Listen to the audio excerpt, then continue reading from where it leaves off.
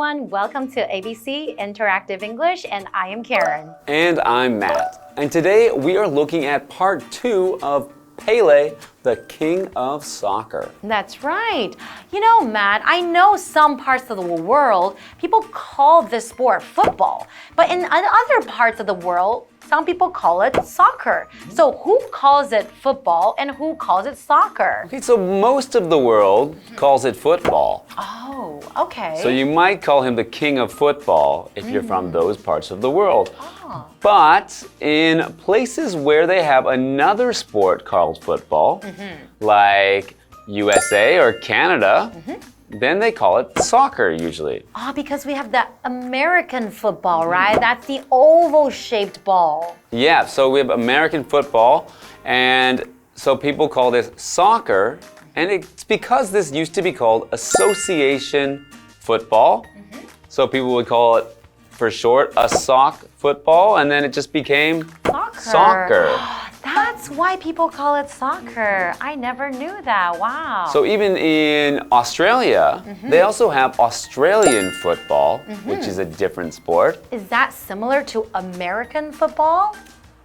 Not too similar. I don't think it's very similar. It has a similar looking ball, but Different rules rules. are very different. Okay. So they also call the sport we're talking about today soccer in Australia, and their national soccer team is called the Socceroos, like a kangaroo. Oh, because there are many kangaroos in Australia, so they call it Socceroos. That is really, really cute. Wow, you are an expert on this topic. I'm so glad you are here today. So let's go into today's lesson.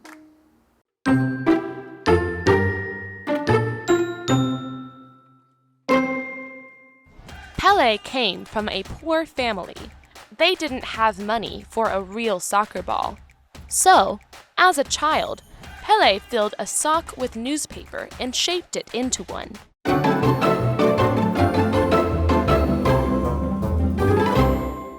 Hello everyone. Today we are looking at part 2 of Pelé, the king of soccer. And we'll be learning more about this great soccer player, right? Okay, just a little bit on his background. Pelé came from a poor family. So we have this word here, poor, and that is an adjective. So if you describe someone as poor, it usually means that they have very little money. Maybe they don't have enough money for basic needs like food and shelter. Maybe they don't have a home. Then you can, for example, you can say, they don't have enough money. They were very poor. And the opposite of describing a family as poor would be to describe them as rich. So you can say a rich family. That's right. So they didn't have money for a real soccer ball. So as a child, Pelé filled a sock with newspaper and shaped it into one. Wow. Oh, I didn't know that. Well, that's very creative, right? If you don't have something, you can always use your own idea to make it. That's great. It's great thinking for him to make it out of newspaper. Exactly. So a newspaper is a printed publication that comes weekly or even daily, and it's paper usually not attached together. The pages are not connected together, and they're paper with the news on it. So you might have a father who reads the newspaper every morning, like I do. And I actually enjoy to read the newspaper, but I find now I more often read my news on the internet. So you don't buy newspaper anymore, right? No, I don't. Yeah, because I think in our parents' generation, that's what they had to do if they want to read the news. Okay. Well, next we're looking at this word shape, and we're using it as a verb. So to shape something. He stuffed the newspaper in the sock to shape it like a ball. So if you shape something, that means you're taking that thing and turn it into a certain shape. So for example, I can say, Jim shaped the Play-Doh into a ball. So he changed the Play-Doh shape and he rolled it and turned it into a ball. Okay, and you can use it as a soccer ball to practice. Exactly, just like Pelé. Very, very smart. Now, we're learning about the greatest soccer player of all time. I really like another soccer player named Diego Maradona. Oh, okay, so he's from Argentina, right? That's right. So a lot of people would compare Maradona to Pelé. And they were comparing to see who do you think is the greatest soccer player of all time? And I think Pelé has scored more goals than Maradona. That's right. He scored more goals for Brazil than Maradona did for Argentina. That's right. But I still like Maradona, though. Okay. He was also a great soccer player. Yeah, but he didn't have that warm smile like Pelé. You're right. Okay, that is the difference. Okay, how about let's take a short break and we'll be back to learn more.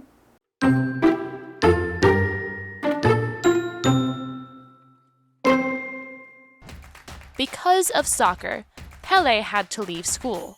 However, education was important to him. Pelé finished high school and college after he became a successful soccer player. Then, Pelé helped kids in Brazil get an education. He also helped make the lives of poor people in Brazil better. Pelé loved his sport and his country very much.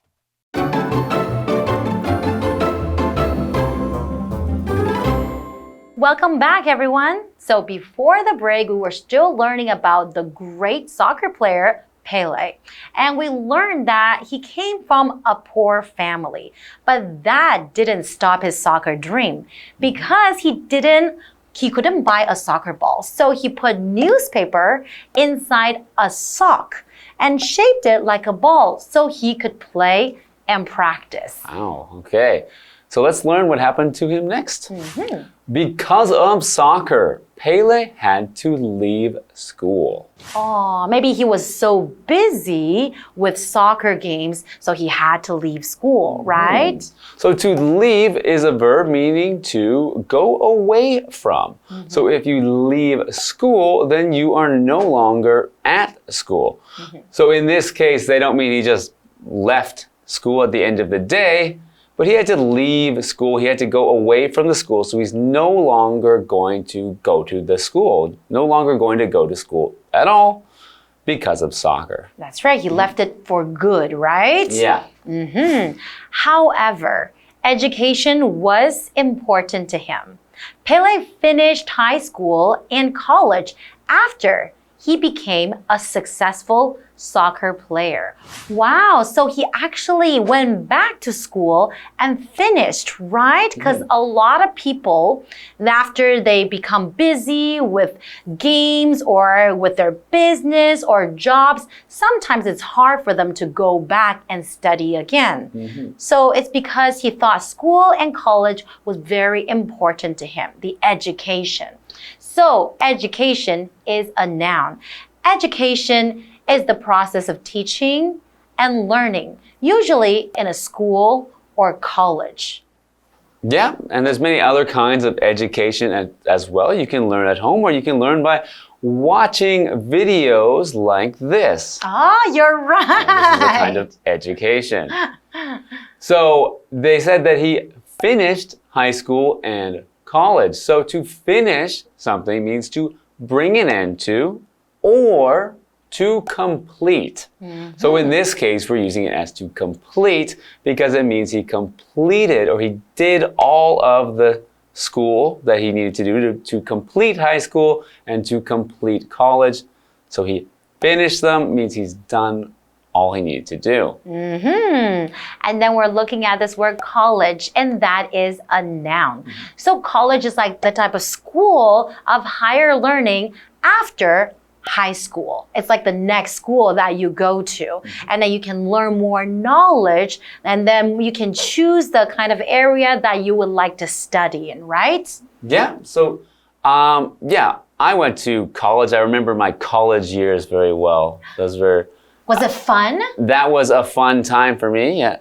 met many new friends. And I think what makes college more interesting than high school is that you can choose what you study. So you get to choose the classes that you go to, and you get to learn about something that you are interested in. You're right. And then you also get to meet a lot more people from all over the world, right?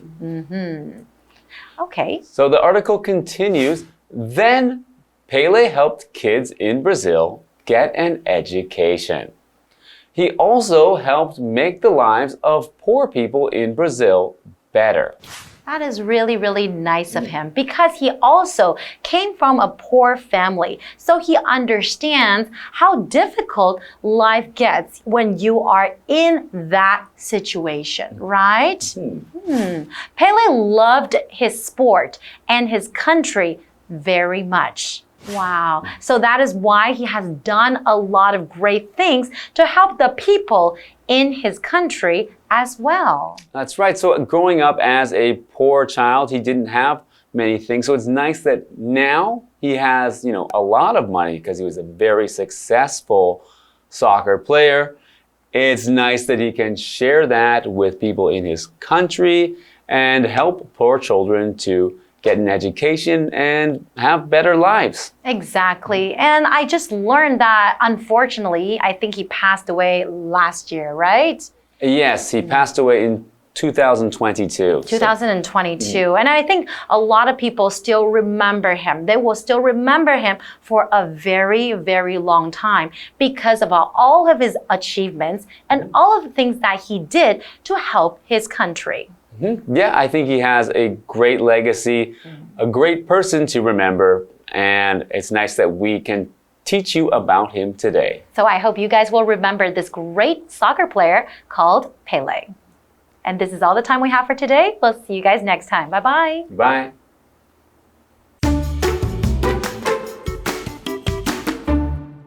Pelé came from a poor family.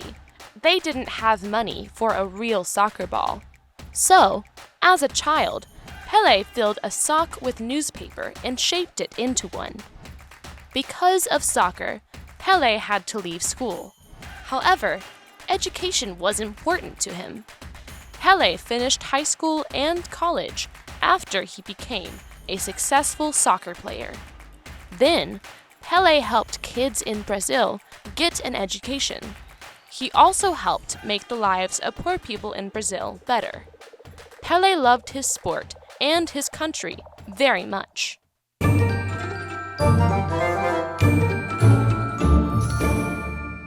Hi, I'm Tina. 我们来看这一课的重点单字。第一个 poor 形容词，穷困的。The poor family lived in a small house. 那个穷困的家庭住在一间小房子里。下一个单字 shape 动词，塑形，使成型。The kid shaped the clay into a bird. 那个孩子把粘土捏成一只鸟。Clay 指的是粘土。下一个单字 leave 动词，离开，停止。它的三态是 leave, left. Ethan wants to leave school and start working. Ethan 想要离开学校，开始工作。最后一个单字 finish 动词，完成，结束。I haven't finished my project. 我还没完成我的计划。接着我们来看重点文法。第一个 somebody comes from 某人出生来自哪里，这是一个固定用法，它的后面常常接家庭、出生地、国家等单字。我们来看看这个例句。My teacher comes from Canada. 我的老师来自加拿大。下一个文法 fill A with B， 用 B 塞满、填满 A。Fill 是动词，填充、装满的意思。我们来看看这个例句。She filled the vase with fresh flowers. 她将花瓶装满了鲜花。Vase 指的是花瓶。最后一个文法 A is important to B。A 对 B 很重要。Important 指的是一个形容词，表示重要的、珍贵的。这边要注意介系词的用法哦。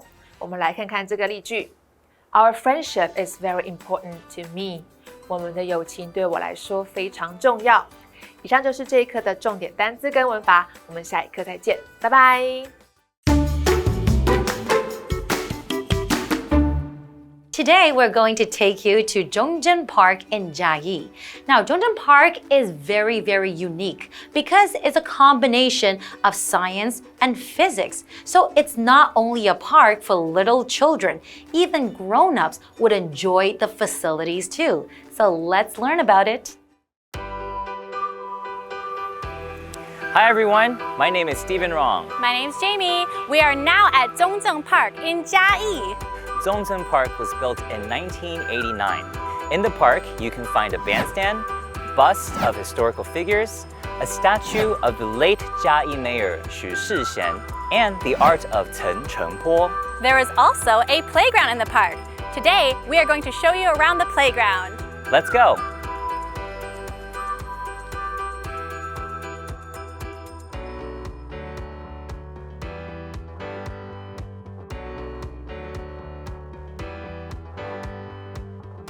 The playground at Chung Cheng Park is a combination of science and physics. Through the facilities here, you can improve your 12 senses. This playground is divided into several areas. Look at this maze! Let's see if we can find our way out. Boo! Ah! You!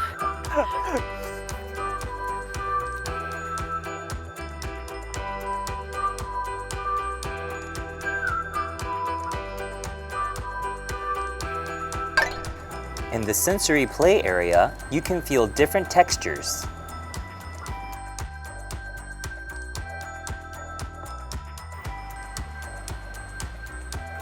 Don't think the merry-go-round and seesaw are just for children. By playing on these, it can help develop your sense of thought and self-awareness.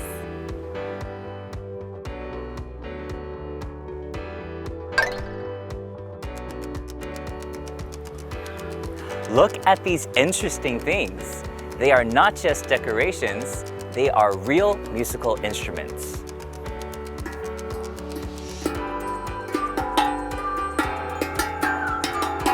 When you hit or tap them, they make different sounds and notes.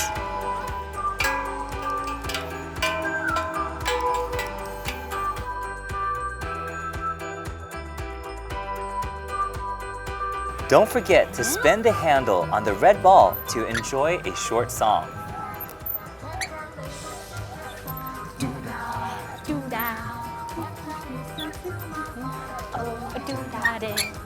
The classic games area includes a balance beam and stepping posts. Want to improve your balance? Don't be afraid, try crossing it. Jungle gyms help improve your agility. There is a fence made of blackboards circling the floral clock. With only one piece of chalk, you can show off your creativity.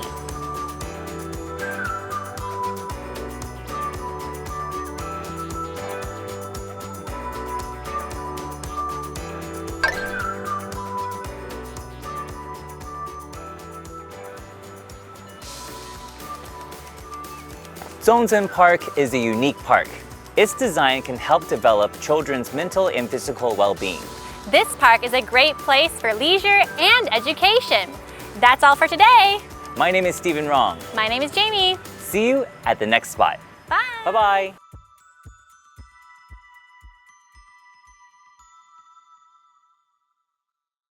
I hope you guys really enjoy learning about Chung Cheng Park in Chiayi. It's definitely very, very unique. It's a great place for leisure and education as well.